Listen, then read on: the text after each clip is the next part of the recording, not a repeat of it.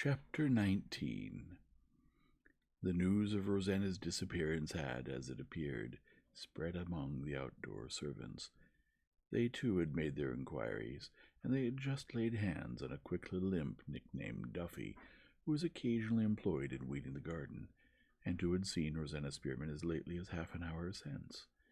Duffy was certain that the girl had passed him in the fir plantation, not walking, but running in the direction of the seashore.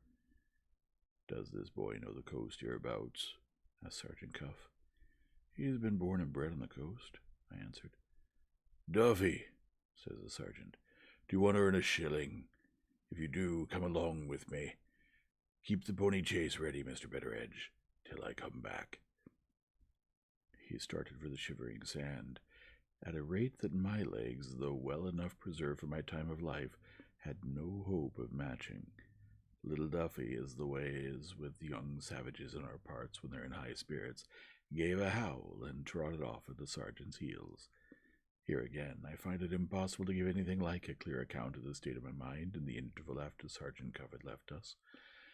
A curious and stupefying restlessness got possession of me. I did a dozen different needless things in and out of the house, not one of which I can now remember.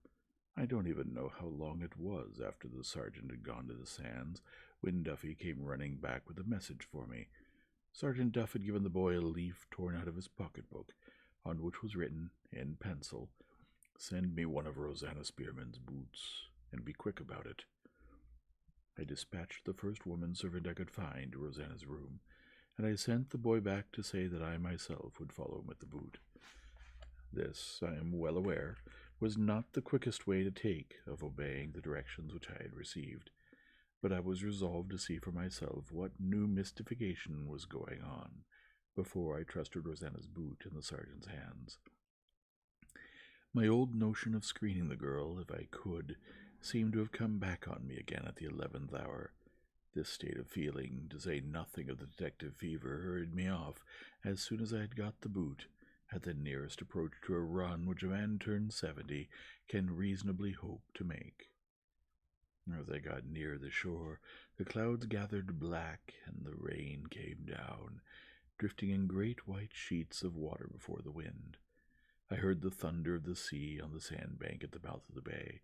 A little farther on, I passed the boy crouching for shelter under the lee of the sand-hills. Then I saw the raging sea, and the rollers tumbling in on the sandbank, and the driven rain sweeping over the waters like a flying garment, and the yellow wilderness of the beach with one solitary black figure standing on it, the figure of Sergeant Cuff. He waved his hands towards the north when he first saw me. "Keep on that side," he shouted, "and come on down here to me." I went down to him, choking for breath, with my heart leaping as if it was like to leap out of me. I was past speaking. I had 100 questions to put to him, and not one of them would pass my lips. His face frightened me. I saw a look in his eyes which was a look of horror. He snatched the boot out of my hand and set it on a footmark on the sand, bearing south from us as we stood, and pointing straight towards the rocky ledge called the South Spit. The mark was not yet blurred out by the rain, and the girl's boot fitted it to a hair. The sergeant pointed to the boot and the footmark without saying a word. I caught at his arm and tried to speak to him, and failed as I had failed when I tried before. He went on, following the footsteps down and down to where the rocks and the sand joined. The South Spit was just awash with the flowing tide. The waters heaved over the hidden face of the shivering sand, now this way and now that, with an obstinate patience that was dreadful to see. Sergeant Cuff tried the boot and the footsteps, and always found it pointing the same way, straight to the rocks. Hunt as he might, no sign could be found anywhere of the footsteps walking from them. He gave it up at last. Still keeping silence, he looked again at me, and then he looked out at the waters before us, heaving in deeper and deeper over the quicksand. I looked where he looked, and I saw his thought in his face. A dreadful, dumb trembling crawled all over me on a sudden. I fell upon my knees on the beach. "She has been back at the hiding place," I heard the sergeant say to himself. "Some fatal accident has happened to her on those rocks." The girl's altered looks, the words and actions, the numbed, deadened way in which she listened to me and spoke to me when I had found her sweeping the corridor but a few hours since, rose up in my mind and warned me, even as the sergeant spoke, that his guess was wide of the dreadful truth. I tried to tell him of the fear that had frozen me up. I tried to say, "The death she has died, Sergeant, was a death of her own seeking." No, the words wouldn't come. The dumb trembling held me in its grip. I couldn't feel the driving rain. I couldn't see the rising tide. As in the vision of a dream, the poor lost creature came back before me. I saw her again as I had seen her in the past time, on the morning when I went to fetch her into the house. I heard her again, telling me that the shivering sand seemed to draw her to it against her will, and wondering whether her grave was waiting for her there. The horror of it struck me in some unfathomable way through my own child. My girl was just her age. My girl, tried as Rosanna was tried, might have lived that miserable life and died this dreadful death. The sergeant kindly lifted me up and turned me away from the sight of the place where she had perished. With that relief, I began to fetch my breath again, and to see things about me as things really were.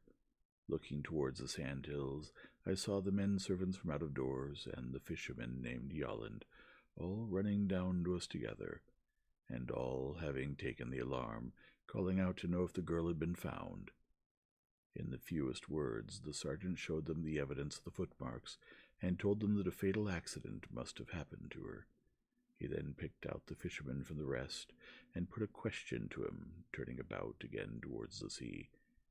"Tell me," he said, "could a boat have taken her off in such weather as this, from those rocks where her footmarks stop?"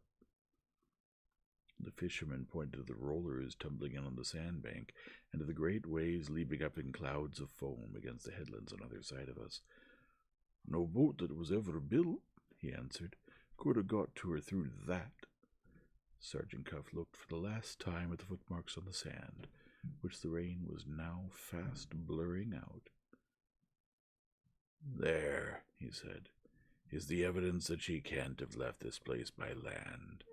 And here," he went on, looking at the fisherman, "is the evidence that she can't have got away by sea." He stopped and considered for a minute. "She was seen running towards this place half an hour before I got here from the house," he said to Yolland. "Some time has passed since then. Call it, altogether, an hour ago. How high would the water be at that time on this side of the rocks?" He pointed to the south side, otherwise the side which was not filled up by the quicksand. "As the tide makes today," said the fisherman, "there wouldn't have been water enough to drown a kitten on that side of the spit an hour since." Sergeant Cuff turned about northward, towards the quicksand. "How much on this side?" he asked. "Less still," answered Yolland. "The shivering sand would have been just awash, and no more."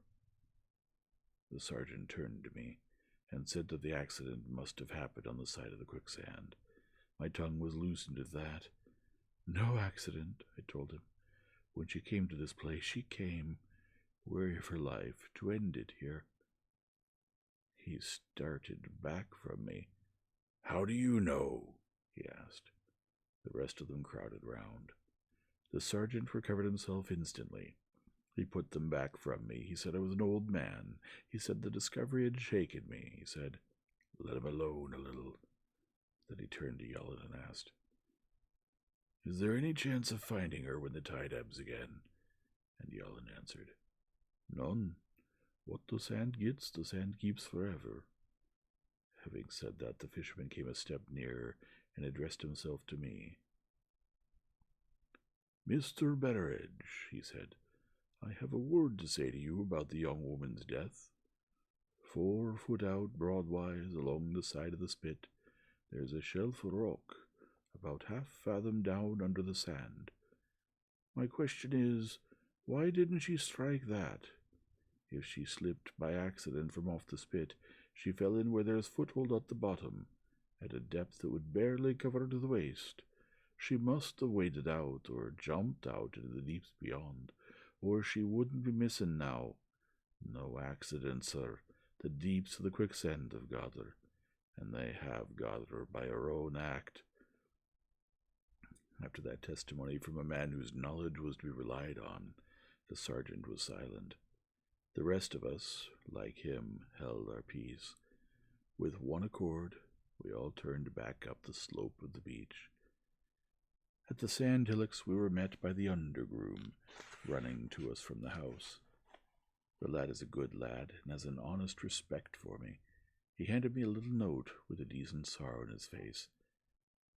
"Penelope sent me with this, Mr. Betteredge," he said. "She found it in Rosanna's room." It was her last farewell to the old man who had done his best, thank God, always done his best, to befriend her. "You have often forgiven me, Mr. Betteredge, in past times. When you next see the shivering sand, try to forgive me once more.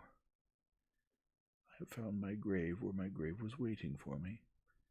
I have lived and died, sir, grateful for your kindness." There was no more than that. Little as it was, I hadn't manhood enough to hold up against it. Your tears come easy when you're young and beginning the world. Your tears come easy when you're old and leaving it. I burst out crying. Sergeant Cuff took a step nearer to me, meaning kindly, I don't doubt. I shrank back from him. "Don't touch me," I said. "It's the dread of you that's driven her to it." "You are wrong, Mr. Betteredge," he answered quietly, "but there will be time enough to speak of it when we're indoors again." I followed the rest of them with the help of the groom's arm. Through the driving rain we went back to meet the trouble and the terror that were waiting for us at the house. Chapter 20. Those in front had spread the news before us. We found the servants in a state of panic. As we passed my lady's door, it was thrown open violently from the inner side. My mistress came out among us, with Mr. Franklin following and trying vainly to compose her, quite beside herself with the horror of the thing. "You are answerable for this," she cried out, threatening the sergeant wildly with her hand. "Gabriel, give that wretch his money, and release me from the sight of him." The sergeant was the only one among us who was fit to cope with her, being the only one among us who was in possession of himself. "I am no more answerable for this distressing calamity, my lady, than you are," he said. "If in half an hour from this you still insist on my leaving the house, I will accept your ladyship's dismissal, but not your ladyship's money." It was spoken very respectfully, but very firmly at the same time, and it had its effect on my mistress as well as on me. She suffered Mr. Franklin to lead her back into the room. As the door closed on the two, the sergeant, looking about among the women servants in his observant way, noticed that while all the rest were merely frightened, Penelope was in tears. "When your father has changed his wet clothes," he said to her, "come and speak to us in your father's room." Before the half-hour was out, I had got my dry clothes on, and had lent Sergeant Cuff such change of dress as he required. Penelope came in to Penelope came in to us to hear what the sergeant wanted with her. I don't think I ever felt what a good, dutiful daughter I had so strongly as I felt it at that moment. I took her and sat her on my knee, and I prayed God bless her. She hid her head on my bosom, and put her arms round my neck, and we waited a little while in silence. The poor dead girl must have been at the bottom of it, I think, with my daughter and with me. The sergeant went to the window and stood there looking out. I thought it right to thank him for considering us both in this way, and I did. People in high life have all the luxuries to themselves, among others, the luxury of indulging their feelings. People in low life have no such privilege. Necessity, which spares our betters, has no pity on us.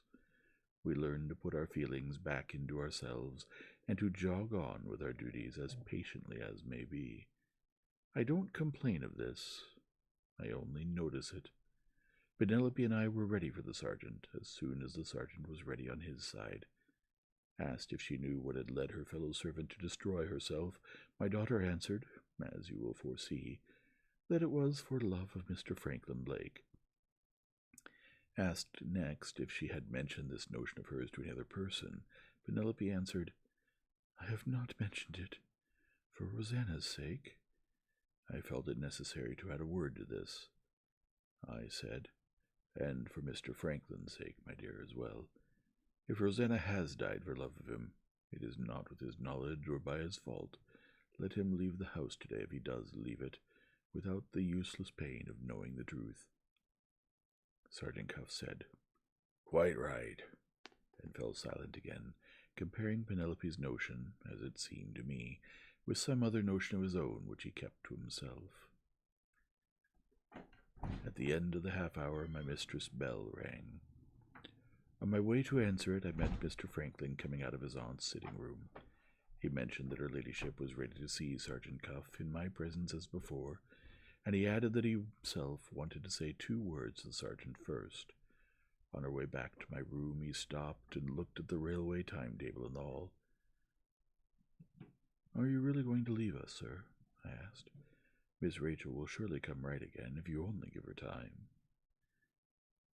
She will come right again, answered Mr. Franklin, when she hears that I've gone away, and that she will see me no more. I thought he spoke in resentment of my young lady's treatment of him, but it was not so. My mistress had noticed from the time when the police first came into the house that the bare mention of him was enough to set Miss Rachel's temper in a flame. He had been too fond of his cousin to like to confess this to himself until the truth had been forced on him when she drove off to her aunt's.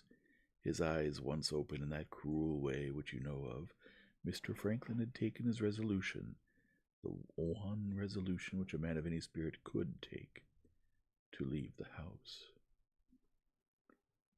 What he had to say to the sergeant was spoken in my presence. He described her ladyship as willing to acknowledge that she had spoken over hastily, and he asked if Sergeant Cuff would consent, in that case, to accept his fee and to leave the matter of the diamond where the matter stood now. The sergeant answered, No, sir, my fee is paid me for doing my duty. I decline to take it until my duty is done.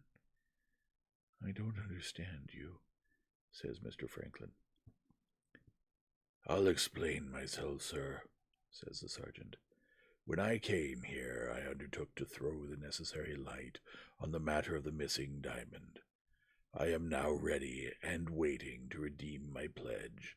When I have stated the case to Lady Verinder as the case now stands, and when I have told her plainly what course of action to take for the recovery of the Moonstone, the responsibility will be off my shoulders. Let her ladyship decide after that whether she does or does not allow me to go on. I shall then have done what I undertook to do, and I'll take my fee. In those words, Sergeant Cuff reminded us that even in the detective police, a man may have a reputation to lose. The view he took was so plainly the right one that there was no more to be said. As I rose to conduct him to my lady's room, he asked if Mr. Franklin wished to be present. Mr. Franklin answered, Not unless Lady Verinder desires it. He added in a whisper to me as I was following the sergeant out, I know what that man is going to say about Rachel. I'm too fond of her to hear it, and keep my temper. Leave me by myself. I left him, miserable enough, leaning on the sill of my window, with his face hidden in his hands, and Penelope peeping through the door, longing to comfort him. In Mr. Franklin's place, I should have called her in. When you're ill-used by one woman, there is great comfort in telling it to another, because 9 times out of 10, the other always takes your side. Perhaps when my back is turned, he did call her in. In that case, it's only doing my daughter justice to declare that she would stick at nothing in the way of comforting Mr. Franklin Blake. In the meantime, Sergeant Cuff and I proceeded to my lady's room. At the last conference we had held with her, we had found her not over willing to lift her eyes from the book which she had on the table. On this occasion there was a change for the better. She met the sergeant's eye with an eye that was as steady as his own. The family spirit showed itself in every line of her face, and I knew that Sergeant Cuff would meet his match when a woman like my mistress was strung up to hear the worst he could say to her.